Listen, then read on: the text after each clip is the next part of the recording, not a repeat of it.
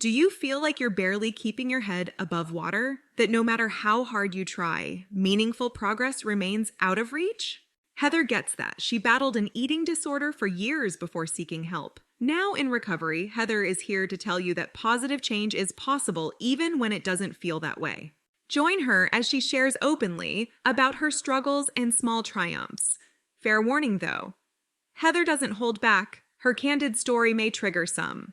But for those wanting honesty, hope, and healing, this is 1% Better with Heather.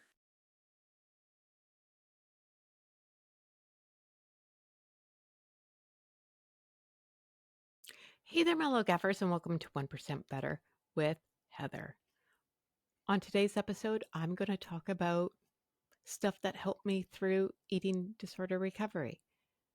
Now, I'm going to say this. I'm not paid by any company or any person. Whatever I talk about are products that I use. That has helped me. Hopefully, they'll help you. Take it with a grain of salt. But this one particular product is my favorite. I'm not going to lie. I love it. It's my go-to all the time. And it is Sour Patch Kids. These ones are the heads. There's like 3 different flavors in there. I love these things. Why am I holding up candy, you're asking? Because when you start eating disorder recovery, the easiest way to recover your body is with sugar. It's not with fruits or vegetables, even though that they play an important role in our diet. Not right now. They go on the back burner. Right now, what you need is sugar. It's the fastest way to repair your brain.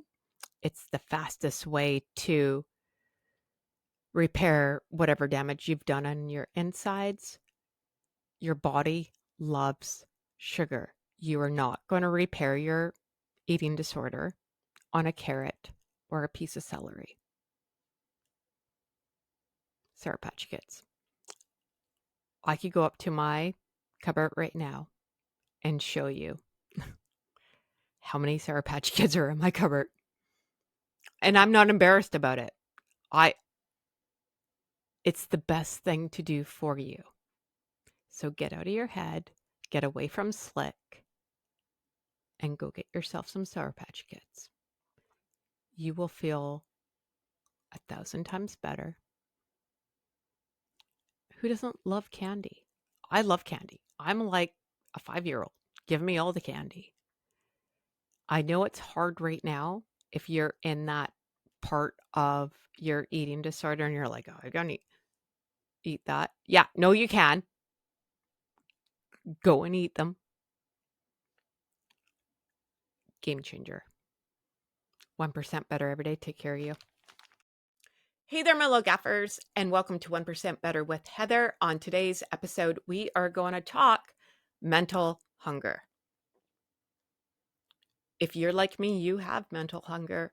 I was the queen of watching food videos on TikTok, 2 o'clock in the morning, watching what the most popular burger is in, I don't know, Kentucky. I don't live in Kentucky. I don't even live in America.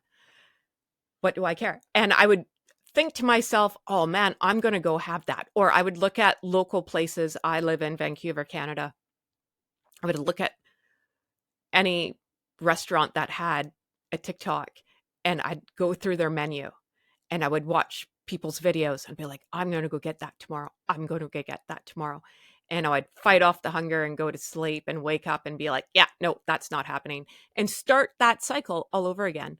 The thing with mental hunger is, and when you're watching these videos, I think, and I'm not a doctor, but this is my unmedical opinion, it tricks your brain. So if you're watching people eat, for some reason, it kind of like tricks your brain thinking that you ate that. I don't know. Let me know in the comments if this happens to you. But that's what happened to me. And no, I'm not giving anyone ideas. Like, it's just my story here. So if you are saying to me, oh, well, I don't think about food. Yeah, liar. Your brain is on a loop constantly. Food, food, food, food. And do you try or do you try to distract yourself? My house looked like a show home. All I did was clean all day. Clean, clean, clean. Because if I was busy, I couldn't think about food. When I thought about food was when I was in bed and my brain wouldn't shut off and it would just constantly send me like every fast food restaurant jingles in my head, right? Like, no, no, no, no, no. And I was like, oh no, now I need to go there. And this is your brain saying, feed me, feed me, feed me. This is not a time to have willpower. This is where you need to give in. If you're constantly getting these signals, your body is like in distress, SOS. Send help. Help would be food, any sort of food. Don't care what you're going to have. But you got to put something in you, man. And it's hard. It's a hard cycle to break, and I know it. I'm not going to pretend that everything was hearts and roses for me because it wasn't. I was crying all the time. I was in the fetal position. I didn't want to leave my house, like yada yada yada. But let me tell you, as soon as you put something in your body, at least you'll probably go to sleep because I can guarantee you're not sleeping right now. That's my thoughts. That's all for this episode of 1% Better. To continue the conversation, head over to our website at www.1percentbetter.ca, where you can access more stories and resources. We'd also love it if you subscribed and left us a review on your favorite podcast platform. And remember, friends, progress takes patience, perspective, and sometimes a little help from people who get it. So be kind to yourself and others as we work to get 1% better every day. We'll see you back here next week.